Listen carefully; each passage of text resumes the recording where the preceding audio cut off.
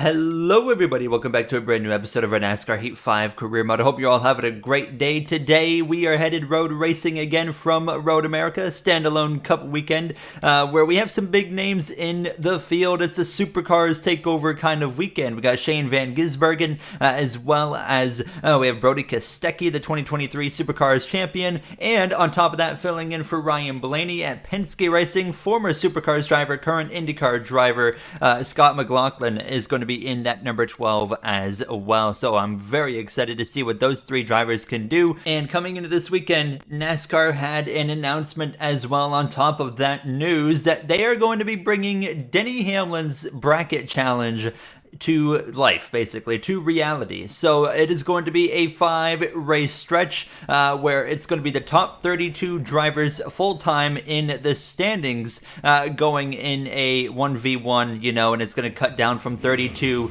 to 16, from 16 to 8, from 8 to 4, then 4 to 2, and then, of course, a bracket champion is crowned. Now, you guys can get involved in this as you see my qualifying lap. So it's going to be the final 5 races of the regular season. So it is still a few races away. A bracket will be going up soon, but there will be a bracket that I will have in the coming episodes that you guys can fill out yourselves with the, basically who you think is going to beat who for the races, and we'll see if any of the community members can get it correct, and you'll basically just have bragging rights. I'll give you a big shout out if you get it right.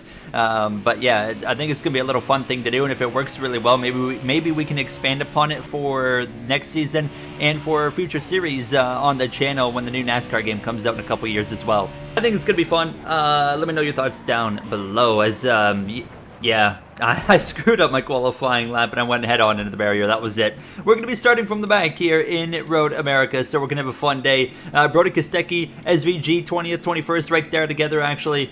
Scott McLaughlin all the way up in P5 is Suarez, Cindric, your front row. 2 drivers that really need to look at winning to get into the playoffs at this point, and now they're in position to do exactly that. Let's get ready to go racing on Sunday. We're road racing again in Road America. Today we have a supercar showdown as we have Shane Van Gisbergen, Scott McLaughlin, and Brody Kostecki all in the field. Will we see one of them win today or a cup regular? I think a regular wins today, Mike. With everything all on the line at this point in the year, there's no way a cup guy will let one of these supercars boys win this race. I'm with Clint on this one. We've got 2 guys on the front row who need to win. They need this playoff ticket, and they are going to make sure they get it today. We're ready to roll here in Road America. And just one little more tidbit on that bracket challenge. So basically, it's going to be top seed versus worst seed to start in that first round. So the number 1 seed, which right now is Kyle Larson, would be going against like the 32nd best full-time car in points is how that would be working. So it's going to be fun. I'm excited to do it now as we're ready to roll here for the quick trip to 50. Next episode, another road course to basically cap off the road course swing, but Kyle Busch failed pre-race inspection. Eric Jones had an engine change after qualifying, so those 2 start a row behind us. We do move up 1 row alongside front rows Riley Herbst here now as we get ready to go racing from Road America. Now the green flag is out and we are underway as Daniel Suarez, Austin Cindric lead the way down this long front straightaway towards turn number 1 as we're behind the Chef Ford of BJ McLeod as we're going to try and just kind of stay put here. I could lunge up the inside, gain some ground here into the corner, so we're going to look for that. Now Bubba Wallace doing the same thing on Josh Berry in the 4. Stuart Haas Racing, we are well aware now at this point they are selling 2 charters at the end of the season. It is still to be determined where those are going. We really don't know. The big rumor is Roush Fenway Kozlowski is looking at one of them to expand to a 3rd car, but the other one is still completely unknown, and the RFK one is only speculation at this point now. I'm sure that once we hit playoff time, we're going to start to see a lot more silly season news, not only from charters, but potential, driver switching teams come out now as well. The big one that we're watching in terms of roster changes is that 48 car, Alex Bowman. What's his future look like right now? He's got to make the playoffs. If Alex Bowman does not make the playoffs in the 48 car, he's not going to be in that car next season. It's quite straightforward. His objective is now, of course, he's not necessarily needing to win. You look at Hendrick Motorsports, We're almost 20 races into the season, only 100 cars won, and it's won 5 races. That's Chase Elliott. Larson's leading the regular season standings, but he's winless. Byron's having a good season, but he's winless as well. So Bowman doesn't need to win to keep his ride for sure, but he definitely needs to be in the playoffs, as his other 3 teammates are all fighting up there in the mix for a regular season championship, and so are we. We're in the mix for the regular season championship right now. We haven't quite had the consistency to, keep us right there in the thick of it. Larson's kind of starting to run away with it a little bit now. You would think it's all Chase Elliott with 5 wins, but no, it's been Kyle Larson that's been consistently the best driver this season, not the number 9 who's won all the time. But we are making some headway. In just one lap, we've passed nearly half the field. Not very hard to do at a track like Road America. The overtaking is only going to get slower and tougher from this point on now as we've completed that first lap. Austin Cindric, he was able to get the lead right off the bat from Daniel Suarez, who would fall down into second place here as you see myself behind Kozlowski. Brad Kozlowski, one of the bubble drivers right now, as we're just in front of Brody Kostecki for RCR in that number 33. But up the inside of Kozlowski we go. We'll take the position. Now we'll focus on Denny Hamlin there, our future teammate. I don't expect him to be my teammate for long because, of course, he's likely going to be retiring as well, maybe at the end of season 3, just from what we're hearing now as we focus in on after passing that 11 to go after John Hunter Nemechek into Canada corner, my home corner. Hamlin sent it up the inside briefly. I was a little bit cautious. I've been pretty cautious into Canada corner after the qualifying shunt, but here at the exit of the final turn, headed up the elevation, Cindric is long gone. If you look at the track map, that 2 car is lights out fast. Cindric knows how to get it done on these road courses. We've seen it happen before in the Cup Series Heat 5 career mode last season, of course, and now here he is again. Cindric in a must-win scenario to make it into the playoffs already, and he's probably going to do it today unless we have something to say about it, because right now we're not seeing anybody have anywhere close to the pace necessary to go fight with him. Up the inside of the 42 here, into turn number 2, Shane Van Gisbergen there in 18th place. He's the second best running Supercars driver right now. It's Scott McLaughlin who's running better than anybody in that number 12 machine here. But we got past Nemechek, and now we're going to set our sights on the number 91 Trackhouse machine, and up the inside we go of SVG into the left-hander. It's going to be a pretty easy pass there. SVG doesn't fight it too much now. Basically a guarantee we're going to see him full-time next season in the Cup Series as we also clear Alex Bowman. The thing is, though, Trackhouse wants to expand to 3 cars for next season, but they don't necessarily want to buy a charter, although there's going to be one available from Stuart Haas Racing. So we'll have to wait and see how that works out for them. Really, the only race I think SVG would be at risk in that scenario is the Daytona 500. But now, looking to the right side of Logano, trying to gain as much as we can on this final lap right now. Daniel Hemrick runs P15, a little bit of contact with that 22, sideways there a little bit for Logano, but he's fine. He keeps it going in the right direction as we now head through these final few corners. Austin Cindric already headed up the elevation to take the stage 1 victory. So yeah, good luck beating that guy today. He is absolutely on it now as we're going to look up the inside of that number 31, and we're going to have a race down this front straightaway, basically trying to pass him before 10th place crosses the line. We're going to get in front of him, and 10th place is going to cross the line now, P15 in stage 1. So pretty happy overall with the car. No changes needed, and really just happy that we can kind of focus in on racing again and not worry about all the talk about us, of course, and running into Martin Truex Jr. and taking his ride and, how we told colleague, etc. But Cindric wins stage 1, and it's William Byron, actually, who gets P2. Suarez dropped down to P3. 4 tires, no adjustments here. Haley in 40th already got problems. Looks like he's actually going to be out of the race. We gain 2 spots in the pits, and now we'll be lining up behind Elliott and Gibbs now as the green flag is back out. We start alongside that Monster Energy Beast car of Tyler Reddick. It's a terrible launch off the restart for him, so I'm actually able to slide over to the right side. This is going to really help us on this restart now, so we settle in front of the 45. I try not to send it up the inside into turn 1 because I like to keep it fair. The AI don't send it, so I don't like to take advantage because I could go past 5 rows of cars.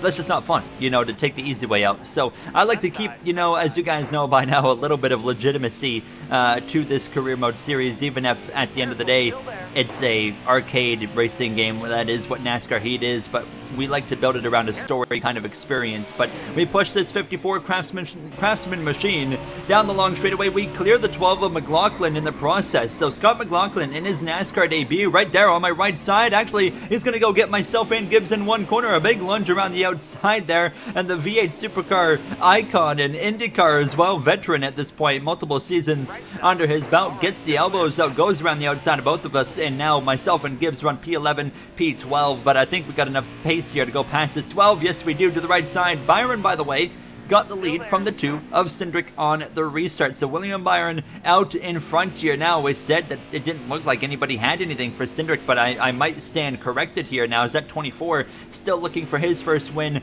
on the season. Might do so here today now. Byron so strong. Of course, last season didn't quite have enough to, of course, go and fight for a championship, but he did overall have a solid, season in season 1.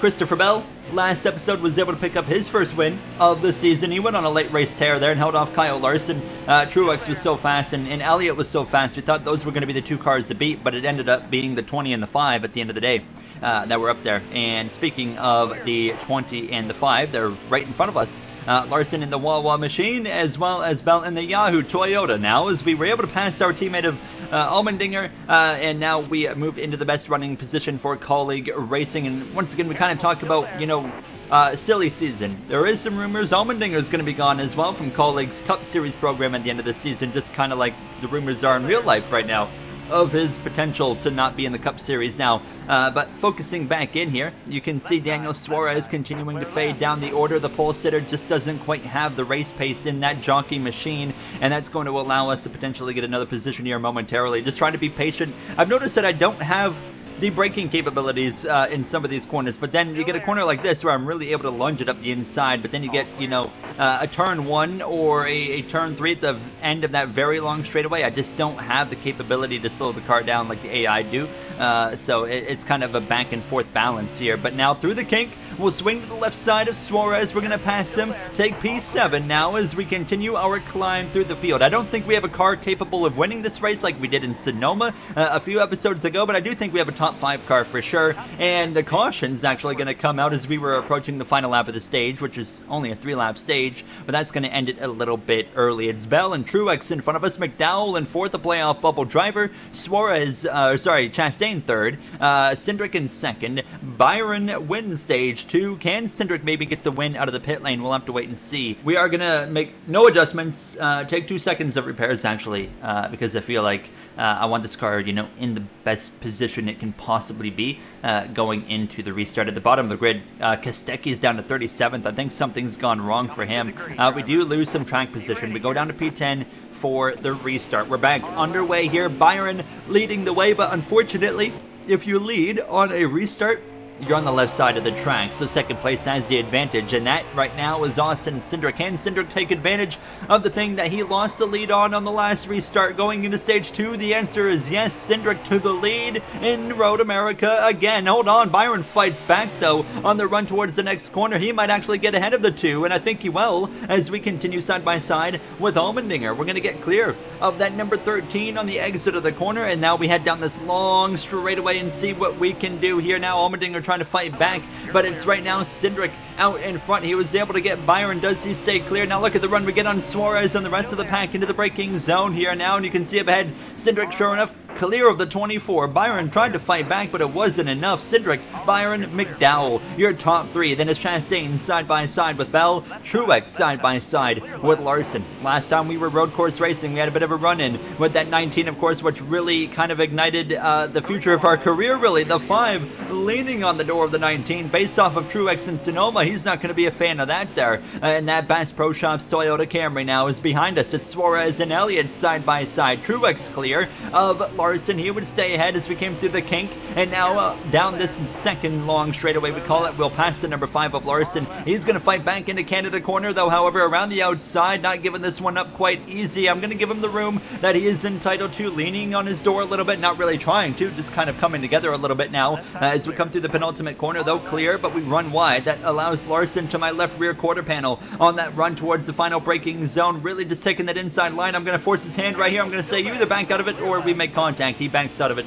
up into P7. Can we run down Martin Truex Jr. and set our sights on Chastain for a top 5 running position? That's the next question. Green flag pit stop will be necessary if it stays green, of course. Now, we only need a little bit of feel, but we're about 2 laps short right now, and that's just not going to be saved, in 7 laps on a road course. So it's running as hard as we can until that pit stop, basically. And you can see running as hard as I can has allowed me to close in on this 19 and this 1. Truex doesn't quite have enough pace right now to go and pass Chastain, and we have enough pace to go and pass them both, so we don't want to waste too much time here, and we want to, of course, make some movement forward now. So lap 13 at this point, 6 laps to go here from Road America. Now just behind us, Larson continuing to follow in that 8th position here, still winless on the season in that number 5, but here we go to the left side of Martin Truex Jr. now through the long sweeping right hand carousel. Chastain driving away. I'm giving the 19 as much room as I can. Now we're going to head side by side down towards the kink now. I don't like the way this looks. Larson's right here behind us now. Into the kink we go. Truex runs wide. He runs into our door and shoves us off track,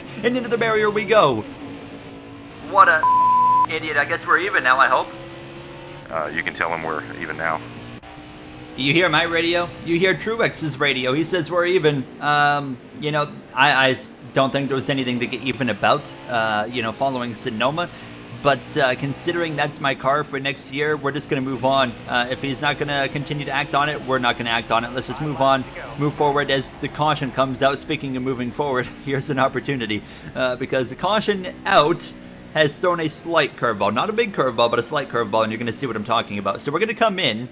We're only taking a can of fuel in right side tires, but look who's staying out. Brody Kostecki, he's staying out. So something went wrong for him in stage 3, and that brought him to the pits already. So he can make it from here. This is about to get interesting. Kostecki leads, but Cindric, I think, is the big winner here. But positions have been thrown all over the place. Look at this. We're into row 3, but now Gibbs is up here, and it's all because of tire strategy. Some drivers took 4, many took 2, like myself. So Allmendinger, Gibbs, myself, Reddick, McLaughlin, Dillon, all these guys up here on 2 tires, while 4 tire calls all went backwards, like Truex, just to name one. Chastain as well. So Cindric, he's going to get the lead from Kostecki, who's really not going to have a lot to fight with. But now Gibbs and Allmendinger as well, 2 drivers in must-win scenarios to make the playoffs. Or sorry, Gibbs is absolutely not in a must-win, but Allmendinger is, basically, now as we head down this long straightaway. But we're going to get past the 13. He might be my teammate, but I'm trying to win this race now. We have an opportunity to do exactly that. Allmendinger, though, fights down into the corner very deep, and Kostecki stays ahead of Gibbs, and that's allowing Cindric, who got clear, to run away. And at this point, even if I got to second,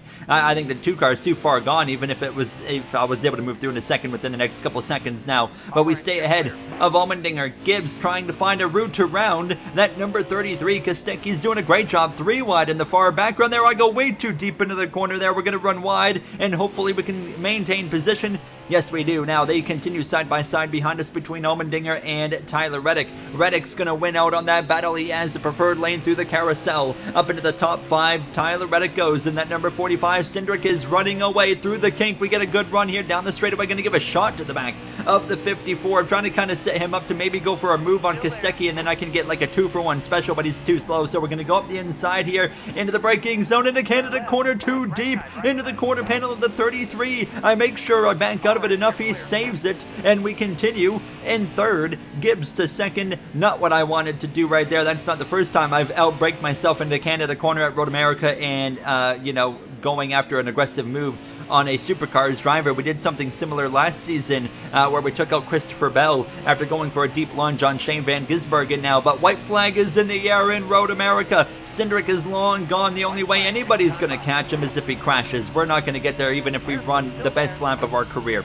But we go up the inside of Gibbs. The fight for second is on, and crucially, some points available for this regular season championship battle. A little bit of contact. It's road course racing at the end of the day. It's not a NASCAR road course race if you're not running into somebody. Now, very deep into turn 2, and we go a little bit too deep, opening the door for the 54. We're going to continue side by side drag racing here down the long straightaway. Who's going to be able to come out on top of this battle? Gibbs needs every point he can. He's right in the thick of the playoff bubble battle right now with still no wins under his belt. We go too deep into turn 3 again. I've been just overdriving the car all since that last restart now, and you can see how much we just threw away. Reddick, Kostecki, Allmendinger, as well as Buscher all go through. Scott McLaughlin in P7 or P8 just behind myself in P7 here, but we got to try and get back at it and still get a top 5 immediately to the back of the fast and all machine of Buscher. We're going to look to the left side. We'll outbrake him here into the braking zone. We'll take P6 right back from him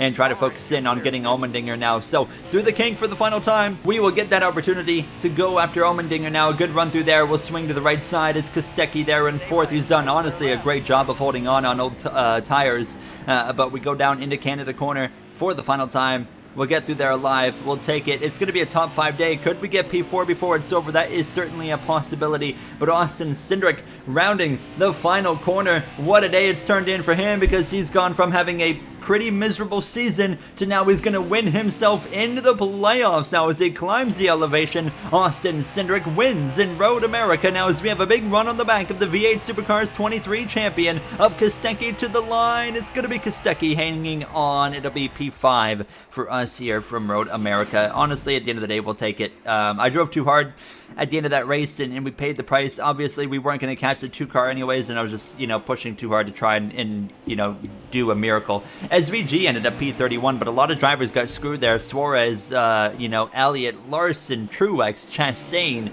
just to name a few. 4 tires was completely the wrong call to make, and we saw quite a few guys make that call there, which benefited us tremendously. Larson's still at the top of the battle in the regular season championship, and he's got about 70 points on us here, so obviously it's going to be very hard to catch him. In the next episode, it's home racing time. NASCAR's first ever Cup Series race in Canada at Canadian Tire Motorsport Park in Mosport. That's going to be an exciting one. Can we win in front of the home crowd? We'll have to wait and see. I'll see you guys then. Have a great day.